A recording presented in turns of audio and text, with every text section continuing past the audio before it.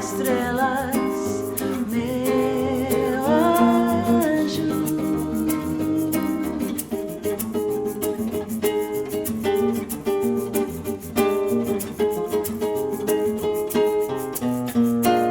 Você é forte, seu grande coração e orgulho só do nosso amor. Você cresce, abre suas asas, nossa luz alcançar os seus, compartilha seu coração.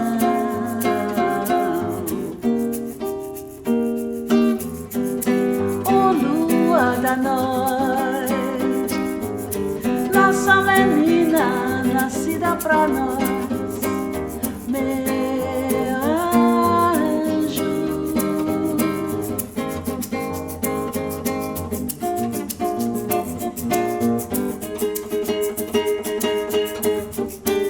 Você é forte, seu grande coração e orgulho só do nosso amor.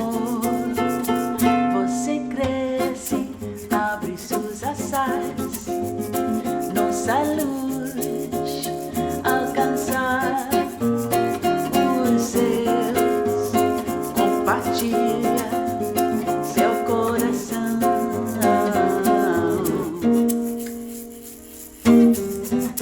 Oh, lua da noite, nossa menina nascida pra nós, meu anjo.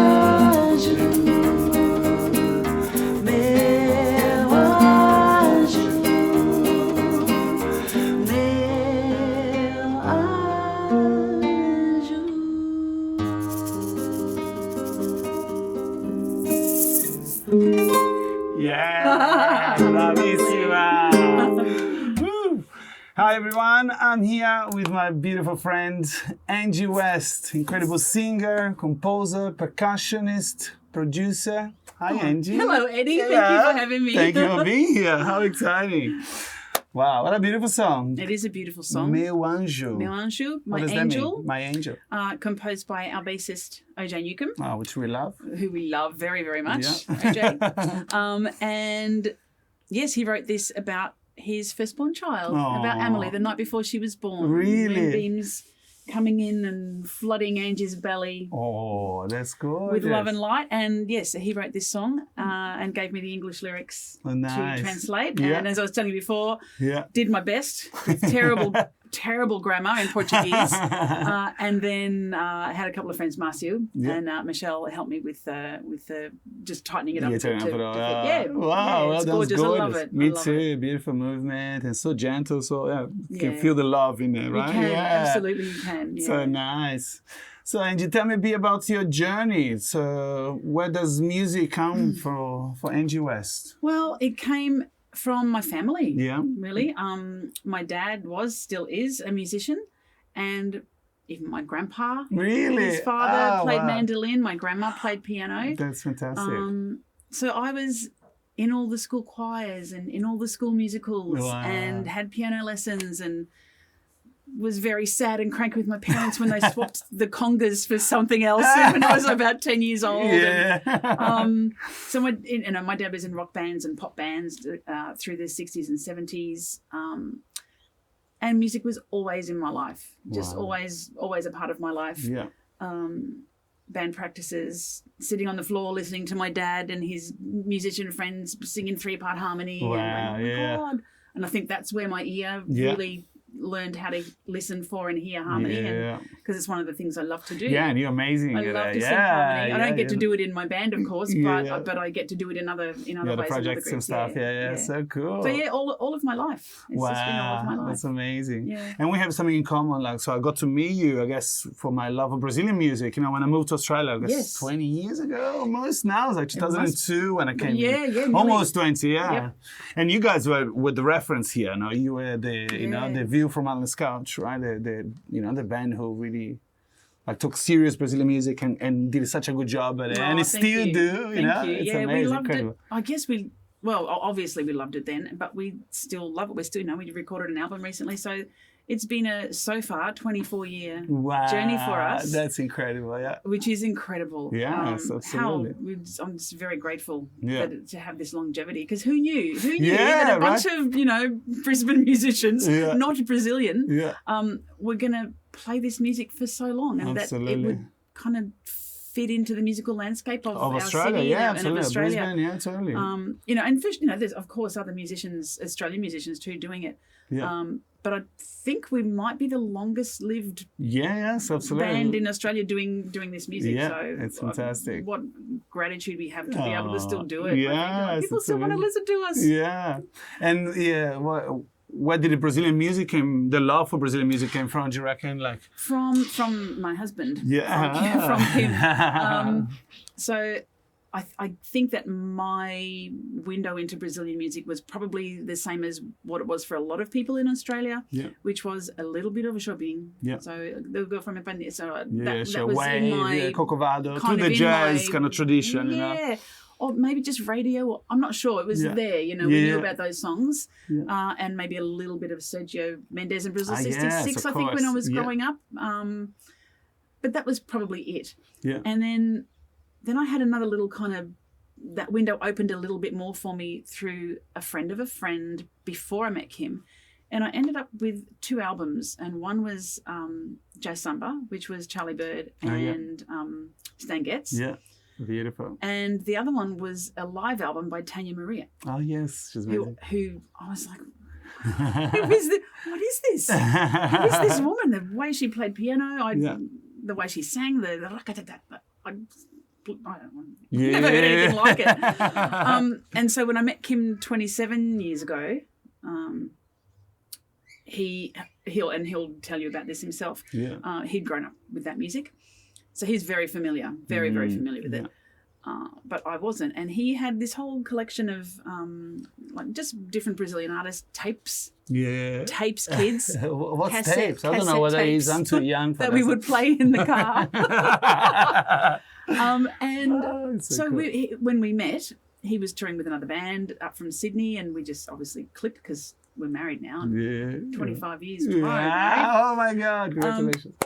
And that, I don't know, that music, he was just playing this music for me, and my mind was being blown. Every new song, every new voice, the melodies, I think, were the thing that made me kind of sit up and take notice.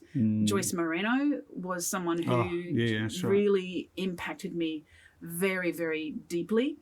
Her music, I think, is what just kind of dug its little claws into me.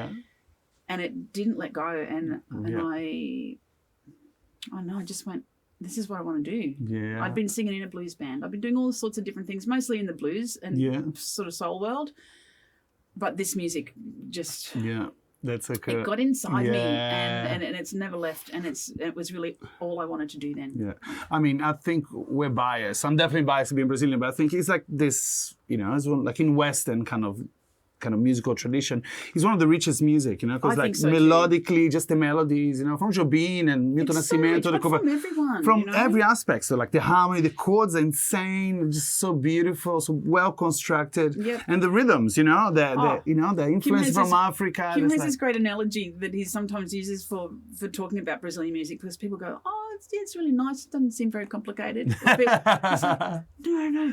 You could know it. Like, yes, there's this beautiful melody up here. Is very gentle. It's like watching a duck on the water. It's like very smooth on the top, but underneath it's like, there's all this stuff happening. There's all this amazing stuff happening. Absolutely. And that's what it's like. Yeah. But I think the melodies, the way things flow, and of course the language was difficult to manage at first. Sure. But in a number of choirs that I'd been in, I'd sung in Spanish and sung in a few different languages. So I kind of had my head around singing in other languages. But singing in Portuguese was a whole other It's very challenging because it's a lot of nasality, right? I had to really learn how to utilise and use the inside of my head. Yes, absolutely. Really Right? Yeah, there's a lot of challenges to singing in Portuguese. Yeah, it's not an easy language. It feels a bit more, it feels quite natural now, but it certainly didn't when I started. Yeah. I was like, what am I doing? Do I sound like an idiot? But you just have to, keep doing it. Yeah, absolutely. And then someone will, someone in the audience will be Brazilian. They'll come and go, oh, good job. And like, thanks. And so particularly those first few years, I was constantly asking. Jada de Oliveira, of course, was a huge help to me musician, in our first years and helping with translations because I didn't understand the language at all. Oh, nice. I was really learning just phonetically and singing, and just trying to muddle through. But I think it's super courageous from your side because I worked with a lot of singers, a lot of musicians, and there are a lot of girls, singers in general going, oh, no, like I cannot go there. I won't sing in Portuguese because it's not my language. I don't know. And, as a Brazilian, someone that speaks Portuguese, when we hear a foreigner singing in Portuguese, or when I sing in English, do you know what I mean? Like, I'm paying respect, I'm paying homage. It's Absolutely. Like, do you know what I mean? You shouldn't feel guilty. Have a go. Like, have a go, This perfectionism is like, no, I'll take you anywhere. I'm not going to ever sing perfect Portuguese, but I'm always going to put 100% into and your heart in there, your soul is in there, and man, we can understand the words. Do you know what I mean? So that you are singing Portuguese, exactly. Well done, super cool. And like you, someone that toured a lot, right, around Australia. You used to do like the Musica Viva stuff. Yes, like, so I've had a tell me about wonderfully that. diverse career, really. For 14 years, I toured for Musica Viva in schools. Yeah. So they're an organisation, a national organisation that put concerts into primary schools all over Australia. Fantastic. How cool is that? Multiple different genres of music. And so across those 14 years, my colleagues, Barb Fordham and Leah Cottrell, we wrote 2 shows. So we did the first show for 7 years and then we went, really bored with this now. And we kind of checked in with the companies like, do you have more work for us? If you do, and if there's even a couple more years of touring that you can get out of us in regions of the country we haven't been yet, we'd really like to write another show. And we'd learned so much in those first 7 years that by the time we finished that first show, we had so many ideas and so much more awareness of what works with kids, how to manage them, how to tailor a show to keep their attention. Because, when you're playing for 5-year-olds, you get so you've got to excited, keep them engaged and you've got to keep the show moving along. And so we learned lots of tricks. Wow. So we did that. We ended up touring for 14 years. Wow. I think the only state we didn't visit was South Australia. Oh, really? Oh, wow. Okay. We did a couple of big tours in Western Australia. Northern Territory, like in the car for hours and hours. In the cars for hours and hours and hours. Like going to remote places. You know how you were asking me about a gig that was... Yeah. Okay, I just remembered. Did you? Okay, let me explain to the guys at home. So, me and Vraja, the videographer, came up with this, like, something to make it fun, to ask everyone, like, a great gig that I did, and a gig that was, like, not so great. Like, it was crazy, or went terrible, you got arrested, or whatever happened. Well, you just remember one? Please tell us. This is the gig that didn't happen. Okay. Because we nearly got lost in the desert. Oh, my God.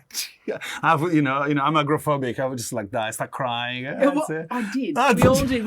Luckily, Kim was on this tour with us because we really needed an extra person. We were travelling from Port Hedland up to Broome and right across through the top of the Central Australia. To Fitzroy Crossing. Yeah. And then more to Halls Creek and then up to Katherine and Darwin. It was a 6-week tour. It was massive. Wow. And this was all in primary schools. Wow. Lots of Indigenous communities. Yeah. It was absolutely brilliant. It was amazing. One of the most brilliant experiences of my life. That's okay. But this particular, except for this particular one, we didn't get, so this school had hosted Musica Viva before, but clearly whoever had been there before or the people organising had prepared maps. We didn't have a map. Oh, shoot. And we just had different versions of how to get 3 hours into the and desert. I guess there's no GPS?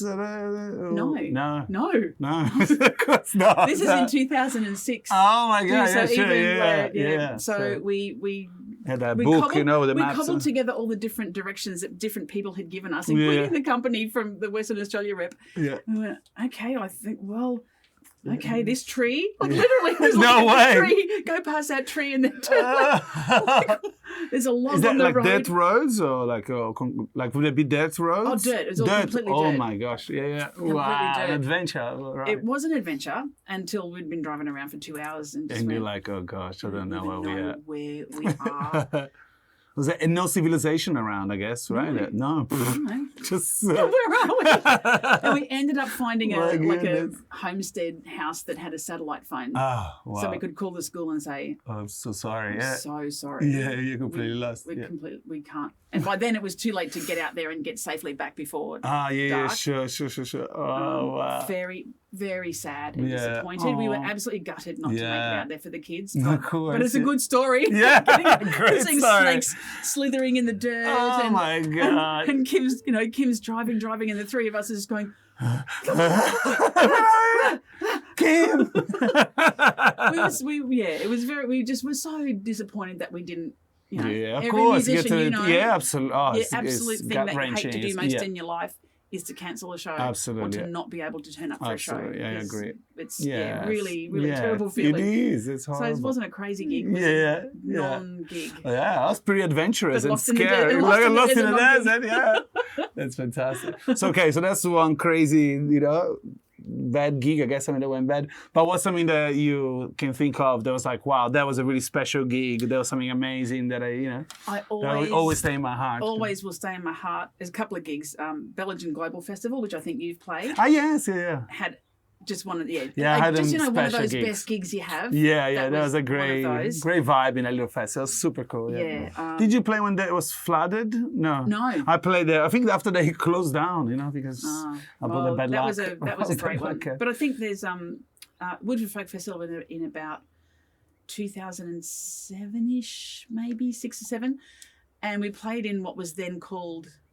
They still have the dance venue, the dance hall. And we were like, dance. We're not really a dance band. Yeah. But we'd been programmed there anyway. It was like a 10 o'clock at night show. Yeah. Like, okay, well, let's just pull out all the bangers and all the big stuff, all the dancey. Yeah. And we had a couple of guests on stage. Jason Bell came and played percussion with us. James Ryan from Sydney came and played saxophone with us. Nice. And it was just one of those nights where everything is just going off and the crowd was ready to dance and we were just like, oh, okay. Well, we don't usually play for that kind of crowd. Yeah.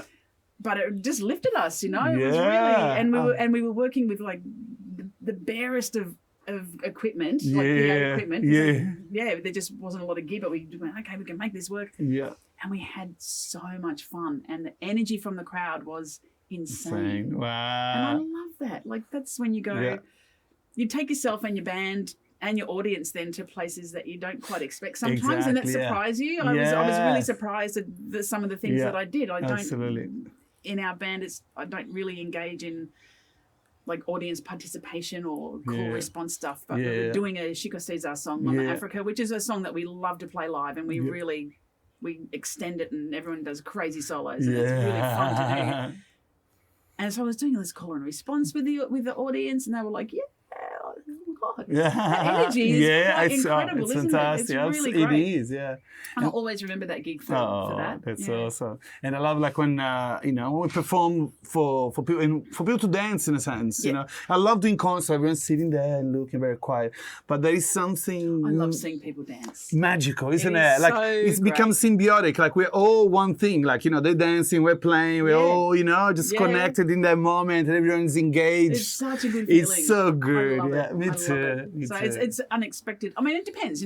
We can play gigs that are quite very chill, and we play a lot of bossa, and so a lot of our music is not that really kind of sure. But at our gig last night, there was a lovely couple dancing. And just to Agua de Bebe. It's like, it's beautiful. Yeah, it is. Really, it's really lovely. We feel like an appreciation. Do you know what I mean? Like there's like this. Oh, thank you for dancing. Exactly. It's kind of strange, but it touches. Our music touches the performer in a way. Do that. Yeah, isn't that cool? Yeah. That's awesome. And I love it when kids are dancing. So they just jump up and down. Yeah. I love it. So cool. And I guess I wanted to ask you as well about the producing side of things, because you produce a lot of shows, you've organized festivals and things like that. I guess for like young artists who are trying to come up with different ideas to organize themselves.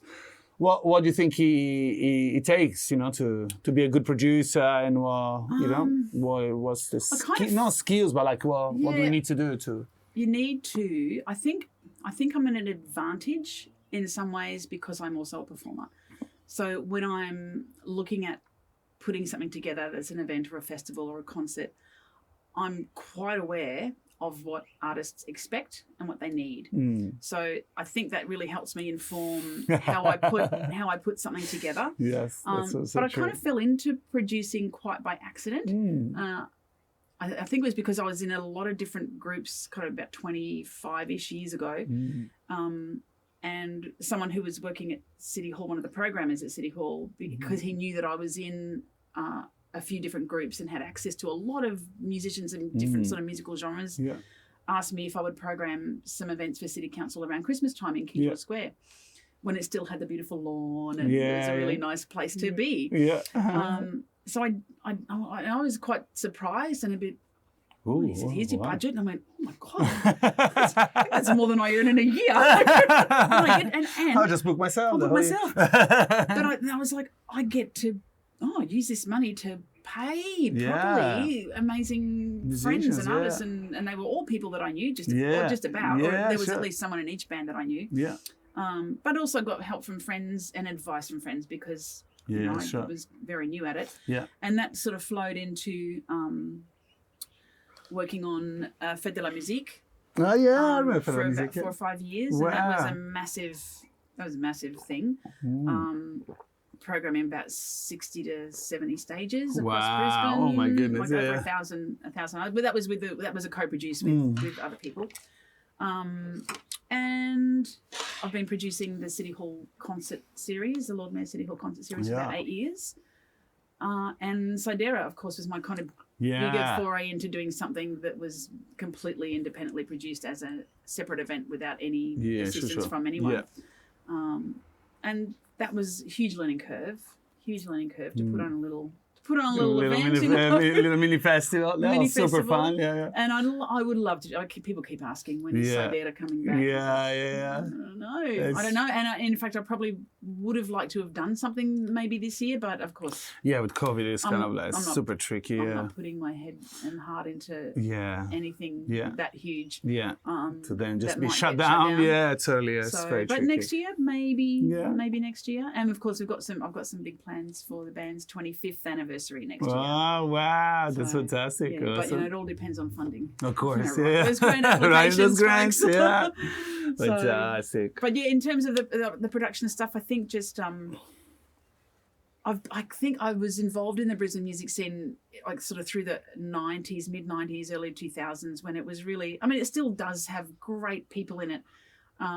I guess I'm less involved in a broader sense in that scene now, but back then I was doing lots of different things with lots of different people. And the sense of community was insane. It was absolutely fantastic. And the support that people gave each other, musicians and singers gave each other, was also really great. And there was absolutely that notion of, let's just put on a show. And you'd ring a venue and go, I've got these people and we want to do something. And they'd be like, yeah.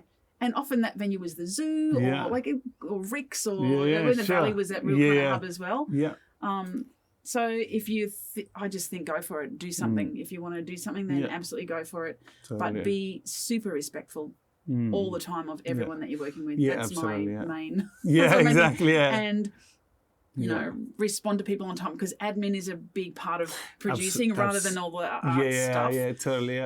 And if you can delegate, ask help from people, you know, which I sometimes do, but you know, I'm a bit of a control freak. But you know, you like to keep things close. Sure. But I certainly learned those lessons, and if I was to do something again, I would definitely be bringing more people involved. Absolutely. Sure. I know the value of that now. It took me a while, but I absolutely know the value of that. But now. it's the journey and learning. Thanks for sharing. You know, no, that's all right. A lot of people there. I want to get into that. You know, really appreciate it.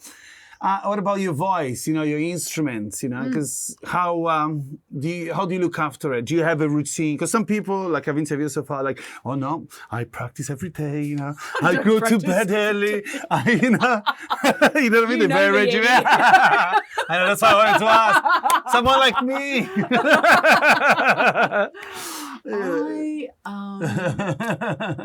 Okay, well, I've given up smoking, so that's good girl. And I've been an on and off smoker for much time, but this, you know, now I don't, and that's been even after this amount of time, I can feel the difference that it's making. Absolutely right. Yeah. I can feel it in my voice. Yeah. At our gig last night, there's a particular song we do which I love to sing, and I used to do this thing at the end of it, and I'd hold this long note, and for maybe 12 months or so, I haven't been able to do that. Wow, yeah. And last night I was just like, oh, look at me go. There it is. And I can hold it right to the end and do the little thing. And, so that was very satisfying, and feeling that change in my voice and feeling that change in my breath support. Yeah. And my ability to hold that and to sustain phrases and to think about phrasing differently again, because I'm not scared that I'm going to run out of breath. Totally, yeah, exactly, is really fantastic. Yeah. So my care, well, beyond that, beyond smoking or not smoking, is, I don't know, I warm up, you know, before gigs, but I'm not a great practicer. Okay, sure. Unless I'm learning something new. And I don't drink at gigs. Like there's no unless it's maybe like at the very end of the gig or something. I might have a drink, but I can't. Oh really? That's fantastic. Yeah, it does. It dehydrates so much. I'm absolutely. Mostly, for the most part, I'm only just on water. At gigs. Yeah. Yep. Well done. Yeah, that's great. And I try and be kind to my voice. Beautiful, I wasn't obviously with smoking. Yeah. But for the most part, it's about that.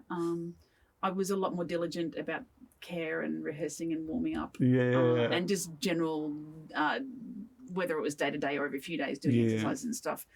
When I was a bit younger, but I probably could do with it a bit more of it now that I'm older. So I'm not the most diligent of practices, but I'll certainly get into a routine if particularly if I've got a big show coming up or something special or I'm recording. Of course. That's because that is very taxing when you're singing all day. Yeah. And you're doing take after take after take after take. You have to know how to look after your voice and how to be relaxed with it. Yeah. But that's also part of being generally well prepared. Absolutely, yeah. So. Awesome. Yeah, what about like composition and stuff? Do you like, I guess, do you compose with Kim or do you write lyrics separately? How's when you... We've done both. Yeah. I haven't really written very much music for the longest time. I had a kind of real burst of stuff when we first started writing. When we came back from our first trip to Brazil in 2004. That was... I guess we were both just filled with inspiration and like it was like the dam burst, and we were like, oh, we can do this. We can actually do this. And so it was a great feeling. So we wrote songs for that first album. We wrote a lot of original music for the second album. And then I kind of, I don't know, I can't make myself write. I'm not one of those musicians. I probably could if I put my mind to it. I'm sure I could. Yeah, of course, And I've got little motifs and bits of melody and things floating around constantly. Yeah. I've actually got a folk song that is in your head like that? In my head like a lot, and I've nearly finished it. Awesome. I've got to work on some lyrics. It's very different to anything I do, but I love that kind of music too. Yeah. But the last song I wrote, like sat down to write really like properly, was Levar, which is on the latest album. And I wrote that for Marcio. I wrote that for someone, and I've never written a song so quickly. Wow. It was after his beautiful partner Danny died, and I just had all these feelings about that and about missing him. Kim and I were devastated at that news, and it was after a night after we'd spoken to him. I think we spoke to him a few weeks later. Yeah, of course, this is Marcio Bahia, one of the greatest drummers in Brazilian music, in the world. Really, he's incredible, and a beautiful human being. Beautiful human being. So he's like family to us. So, and it felt really. I don't know where it came from or why it came, but I just went, I've got this thing going on. I got to write down some words, and I didn't check my Portuguese dictionary, and I didn't check for grammar or anything like that. But I just wrote down what I kind of had. Yeah. And then this thing came, and Lockie added that beautiful hand pan, and it just grew into this lovely. And of course, the song. Well, Lockie and Marcio really wrote it with me in the end because I asked Lachlan about the hand pan. Yeah. And it couldn't go any further until Marcio got here and built all those beautiful rhythmic patterns underneath it. And I didn't know what it was going to be. Yeah, but I had some ideas, and when I kind of sang it for Marcio, he was tapping at the table and, it's this. It's a batuki. I'm pretty sure it's this. And I'm going, it's what? Great. Good. Let's do that. Let's make it that. But their Lockie's contribution was beautiful. And of course, building that song in the studio with Marcio is one of the most special experiences I've ever had. Oh, that's fantastic. Yeah, that's awesome. Really great. Oh, so I haven't really written anything since then, but I'm working on a folk song. Cool. I can't wait to hear your new folk duo. And maybe I'll write maybe some house dance, house music banger dance. I don't know. Techno, I have no idea. I think they come when they come. They do, right? Same. I feel the same way. And I've never kind of been a... There's people there, and I think that really works if you really commit, like Emeto Pasquale or Doug DeVries, who they no, I wake up in the morning, I have my coffee and I sit down, I have to write. But, there's a commitment. Thank God for them. Yeah. It's not me. You're not too tired. So. All right. When the inspiration comes, exactly. Yeah. That's cool. But anyway, thank you so much, Angie, for being here. Eddie. So great. Thank you, darling. Thank you. Should we play one more song? Yeah, let's do it. Awesome. I'll just have a little sip of water. Please. So this is... what is this song? Palmeiras do Sul. Palmeiras do Sul. I love this song so much. It's gorgeous. This is a Benedito Silva song. Oh, nice. And Benedito is we did a show with him. Random show. Festa Junina show, years and years and years ago. It was a Bumba Meu Boy thing. Really? Wow. It was crazy, but we did this thing. Yeah. And we just hit it off. We just got on really well. Yeah. He came over one afternoon for a jam, and he was playing this little song, and Kim and I were that's beautiful. Yeah. That's really, really beautiful. He went, that was it. Yeah, for you, really? Oh, awesome. And we were really, can we play this with the band? And we ended up recording it on our second album. Oh, really? Yeah, it's gorgeous. So we really did an arrangement of it. And that's awesome. Yeah, Palmeiras do Sul. Can you give me a little shake to start?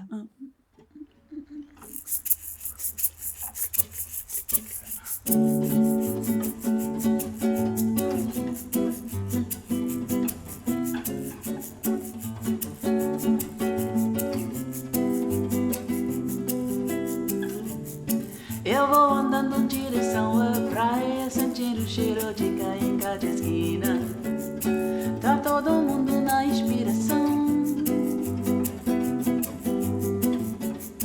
Eu não me importo porque sou da brincadeira. Traga a lenha que acendo a fogueira e a lua ilumina o barracão. Brinco na onda, danço samba, jogo bolo quando o vento sopra a sair das meninas.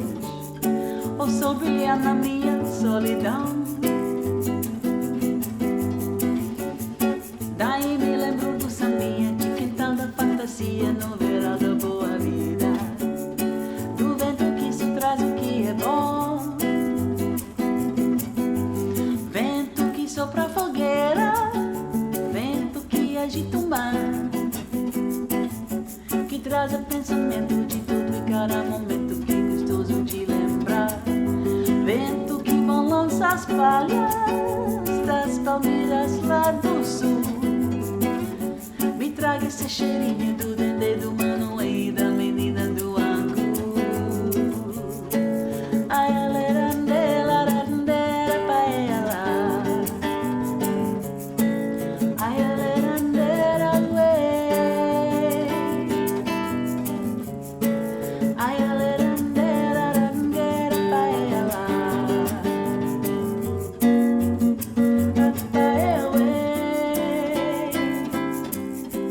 Vento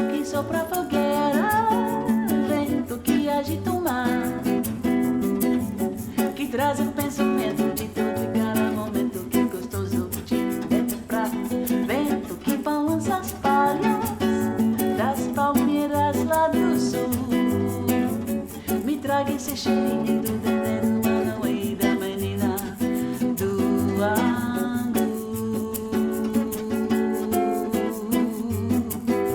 Do angu.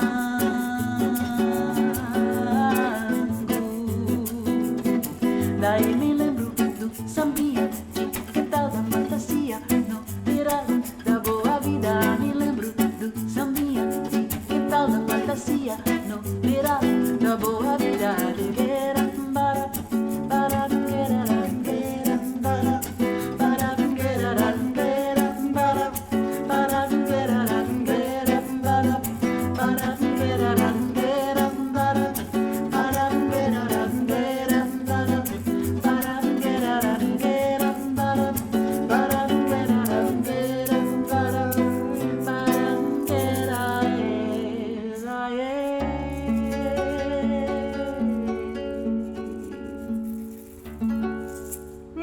Thank you, Anje. Great job.